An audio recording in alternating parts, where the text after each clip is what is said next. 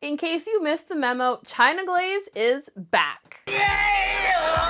The last time that we saw China Glaze release a collection was for their Valentine's Day collection for 2024, and they did not release a single thing for the rest of the year. There were some rumors that China Glaze was rebranding, and that was the reason why we didn't get any collections. Anywho, the rebranding is done. They have a new bottle, they have a new brush, and I guess also a new cap. So the China Glaze rebrand is done, and I'm going to be sharing my thoughts and swatches for their new polishes. As of right now, which is May 21st, all of the rebranded China Glazes are exclusive to Ulta. I have to assume that they're going to be popping up at other places where China Glaze is sold in the future. Before the rebrand, China Glaze was sold at a whole slew of places, both brick and mortar stores as well as online, and I have to imagine that's still going to be the case. Based on the wording, I'm guessing that 6 polishes are going to be Ulta exclusives. I did also catch that there are a couple of new shades on the Ulta website, so I did pick those up. So I have 10 polishes total that are currently brand new to the China Glaze lineup, and I'm very excited to share them with you all. So I did purchase all these polishes from the Ulta website. So I will have links in the description box where you can pick these polishes up. Those are going to be affiliate links, so I do receive a commission when those links are used at no added cost to you. It helps me pay for these collections. I will also have links to the China Glaze social media pages and their website. I'll also have a link to my social media pages and my website if you want to see all of my swatch photos. Timestamps in the description box. Let's get into this one, folks. So before we get into the video, I did want to show the difference between the new China Glaze bottle and the old ones. So for the new polishes, you can see there is a nice little embossing on the front where the old bottle was screen printed, and the text between bottles is also just a little bit different. They did also change the bottom labels for the polish. You can see on top of the name no longer has a number on there, but the number is still at the very base of the polish. The caps are also different between the new and the old. The new cap is very smooth. The old one had like a very slight like texture to it, and the new ones do not have that. I never would have said that the China Glaze, the old butt cap, was difficult to open, but I do think the new one is a slightly more difficult to open just because it is so much smoother, but it has like this nice curve to the sides, which feels really nice in the hand. And you can also see here that China Glaze is also putting the type of polish on the cap. I don't know if this is gonna be for everything or if it was just for the Ulta polishes, but I do like this feature quite a bit. I already cabochoned these, but you can kind of see, similar to the old China Glaze caps, these do have the China Glaze logo raised up on the top here. You can see that the top of the cap has like a slight, is that convex, concave? I don't know. It bows inward a little bit and slightly raised where the logo is. And here is the differences between the old brush versus the new brush. First up, we have Midnight Pine. The official description according to Ulta describes this as a forest green cream. Midnight Pine had a fantastic formula. The opacity on this is absolutely fantastic. I would not call this one a one coater, but it is very, very close to being a one coater. I did find that Midnight Pine was slightly on the thicker side. Not the kind of thickness that I found made the application difficult, but the kind of thickness that just feels like buttery smooth, stays where you put it, and is just very opaque. This shade of green is absolutely beautiful. It feels very autumnal to me personally though. My full hand swatches show Midnight Pine in 2 coats plus glossy top coat. I didn't personally experience any staining, but as always with highly pigmented shades, make sure to wear base coat. And now we have Weathered Bark, which the official color description on this one is a deep taupe cream. Weathered Bark had a fantastic formula. Similar to the last polish, it was a little bit on the thicker side, but it very much stayed exactly where I put it, and it self-leveled very nicely as well. This was actually my first disappointment in the collection. Disappointed! I'm just kidding. It's no fault to China Glazes at all. I don't know why, but for whatever reason, when I bought this, I thought that this was going to be like a chocolatey brown, and it's not. It is very much what I would describe as a medium toned brown, but it has like just like a couple of droplets of gray in it that leans very taupey. I'm currently looking at the Ulta listing for this shade, and nothing in this listing would indicate that this was in fact a chocolatey brown. So I really don't know where in my mind I came up with that this was going to be a chocolatey brown. Maybe the name? I really don't know. So I disappointed myself by, I suppose, not reading the color description before buying. This is another shade that feels very autumnal to me. So that is Weathered Bark in 2 coats plus glossy top coat, and once again, super easy removal, and I didn't personally experience staining, but as always, I do recommend wearing base coat. This next polish is called Cozy Crimson, and Ulta describes it as a cherry red cream. This is one of those red creams that has a very curly lean to it. As you can see on that first coat, I have very obvious visible nail line. You'll see here on the live swatch for the second coat, it looks like I've managed to cover up my nail line with the second coat. However, for my full hand swatches, I also swatched it in 2 coats, but as it dried down, it got more sheer all over again. So I ended up having super obvious visible nail line in 2 coats with this one. The visible nail line didn't bother me personally. I think this is an absolutely stunning shade of red. I do definitely agree with the color description. This very much is a cherry red. So that is 2 coats of Cozy Crimson. Super easy removal on this one because it's just, you know, a cream. And now we have Moonlit Merlot, which China Glaze describes as a deep berry red. Moonlit Merlot also had a fantastic formula similar to the other opaque creams in this release.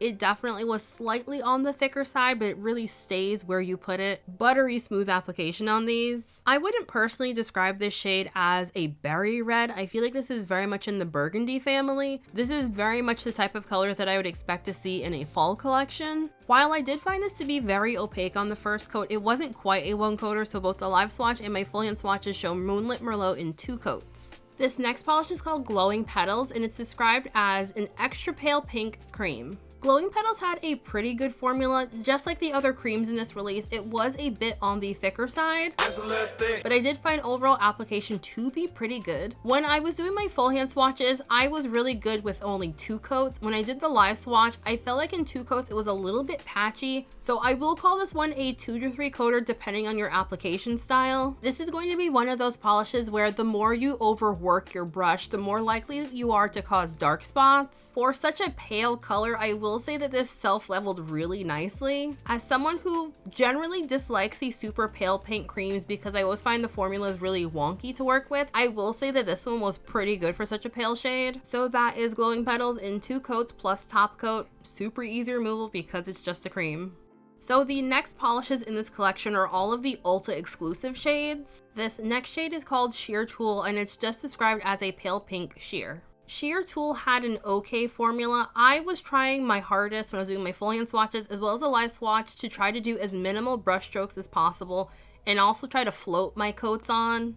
These types of shades tend to be pretty finicky, so I feel like floating your coats on and minimal brush strokes is really the best way to get a nice even look on the nail. When I was doing my full hand swatches, I definitely can still see some dark spots on my nails, which on one hand I tend to find is pretty typical for these types of sheer pinks. However, it's also the reason why I always dislike these types of shades because I really don't like seeing the dark spots on my nails. The overall application, I would say for this one, it wasn't as bad as it could have been, but I definitely had to concentrate and make sure that I didn't do extra brush strokes to try to keep things looking really nice and even, which again is not atypical at all for these types of sheer pink shades. Looking at the footage currently on the screen, I feel like I went in for significantly thicker coats, and that's why I was able to get much even coverage on the nail. But I feel like because I went in for slightly thicker coats for the live swatch, I also lost the sheerness of this polish. Oops, my bad. So I suppose I could say keep that in mind when floating your coats on, that you don't go in for too thick of a coat because then you'll lose like the squishy sheerness vibe of the polish. My full hand swatches show Sheer Tulle in 3 coats plus glossy top coat, and it does look kind of patchy, but you can still tell it's a sheer. Also, I am not at all the target audience for polishes that look like this, so if anyone is watching this and you do love shades like this, I would love to know what you think of the application experience, because again, to me, this is just how shades like this all look and perform. So I would really love to know for people who do like shades like this, if you think that this is like what these kind of look like, and if you think this looks good, especially in my full hand swatches. Thank you! Continuing with the Ulta exclusives, we have Light as Lace. The official color description on this one is a pale light pink sheer. Light as Lace had a pretty good formula. This is just slightly lighter in tone than Sheer Tulle was.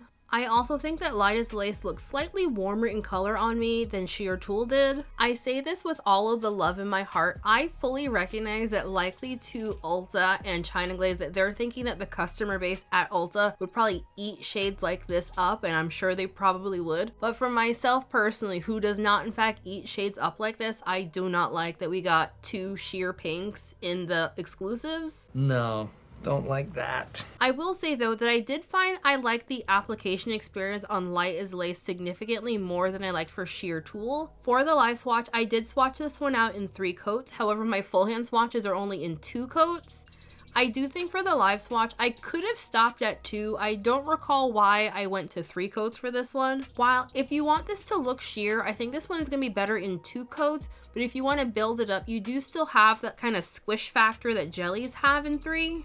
Continuing with the Ulta exclusives, we now have Glow Commando. The official description on this one is a holographic blue-gray holo. Glow Commando had a really nice formula. It has a very kind of creamy gray base. I feel like the base itself is a smidge bit too creamy. I feel like the base was so opaque that it was causing the holographic to look very, very delicate on the nail. My studio lighting is basically set up in a way to make holographic look like the best it possibly can. And I found even in my studio lighting where holographic shows up really nicely, this was still a very delicate holographic and not like a boom in your face holographic.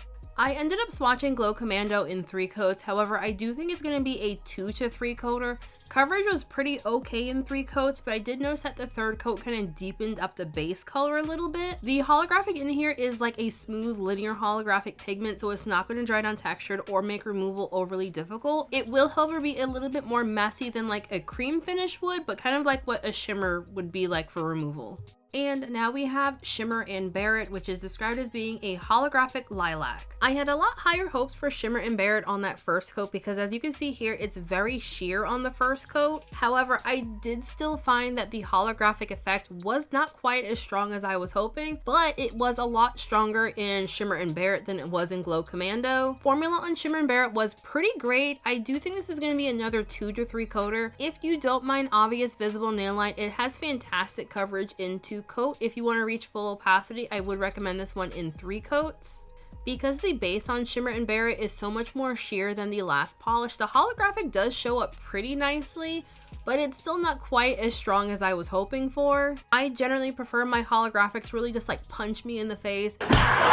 And these just did not punch, it was like a tickle. I do think for the people who like a more delicate holographic sparkle, that this would probably scratch their itch for something, you know, something sparkly but not too loud or in your face. So that is Shimmer Bare It in 3 coats plus glossy top coat. Once again, super easy removal, nothing's gonna dry down textured, but the polish does dry down a little bit flat. And the final polish in this collection is called Glisten Up Babe. It is described as a holographic light mauve. Of the 3 holographics, this is the most holographic out of the bunch. The base is again on the more sheer side and it just feels like it's lightly tinted. So I did find that the holographic really popped super nicely from this one. I, however, would not describe the color of this as a light mauve shade. I feel like it's more in the rosy pink family. While I wouldn't describe the shade as being metallic, I feel like if it did have metallic in it, it would be in the rose gold family. And speaking of rose gold, I feel like that color was everywhere for a couple of years and now I never see it anywhere. What the hell happened to rose gold? I want to know where to go.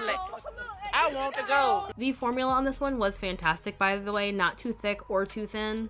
And again, nothing here is going to dry down textured. Removal is going to be super duper easy, and you will want top coat for a glossy finish as the polish does dry down a little flat. Okie dokie, final thoughts. Honestly, I am really excited that China Glaze is back. I want to make that abundantly clear. However, I feel like these polishes, they didn't tickle my pickle as much as I had wanted. However, I do still think that for the most part, they all were pretty good. The holographics were like a little bit disappointing. As myself, someone who has loved China Glaze for a very long time, whenever China Glaze comes out with a holographic polish, I always compare it to the China Glaze OMG collection. If you are newer to the brand, the China Glaze OMG collection was a collection of linear holographics and they were just like boom in your face, like wah! Holographic. They were absolutely fantastic. And if they don't wow me like those ones do, I'm just kind of like, I do think for drugstore holographics, they're not the worst ever, but I do feel like they could be just like a smidge better as well. The creams, however, were fantastic. I'm honestly wondering if all of like the issues with China Glaze creams in the past could be chalked up to like they had the broomstick brush. So that's what we're calling, right? The broomstick. My top picks from this collection are going to be Glisten Up Babe. I do not like the name of this one bit, but I'd say this is the most holographic of the bunch. And then my second top pick is going to be Weathered Bark. I was really excited when I saw this one on the website. I did think it was going to be a little bit darker. I'm going to have to go back and look at the website to see if I'm just misremembering it as being darker. Yes. But I really like a brown cream. I didn't know I liked a brown cream so much until like last year maybe. As far as pricing and sale information goes, China Glaze's MSRP is $8.50 for a 14 ml bottle. China Glaze now has a wonderful rounded paddle brush. Only these new ones that have the embossing on the front of the bottle are going to have the new rounded brush. Also, Ulta tends to have some pretty good sales on nail polish. I'll keep an eye out if I see anything of note. Even though I feel like the new polishes were like a little bit of a letdown, I'm still personally really excited that China Glaze is back. I would love to know what everyone else thought of the new China Glaze rebrand. Are you excited that the brand is back? Did you pick any of these up? Let me know all of everyone's thoughts and feelings. And in case you missed the news, I now have a PO box in case you want to send me something, but just please don't spend a lot of money on me. Please. Before we end today's video, I want to give a very special shout out to my channel members, Shenanigang, Stormy fans, your names of course all on the screen right now. If you would like to sign up for my channel memberships, there is a link for that in the description box, or you can click join next to the subscribe button. But as always, please do not feel pressured to do so. Just like the video, comment, share, subscribe, all the things, and seriously, we are good. So just thank you all for joining me for today's video. Hope you enjoyed it. Have a lovely week, folks, and I'll see you in the next one. Bye! When I get high, I ain't looking at the clock, still ballin' like Brian. Yeah, I'm headed to the Bucks, then I'm ballin' like yeah.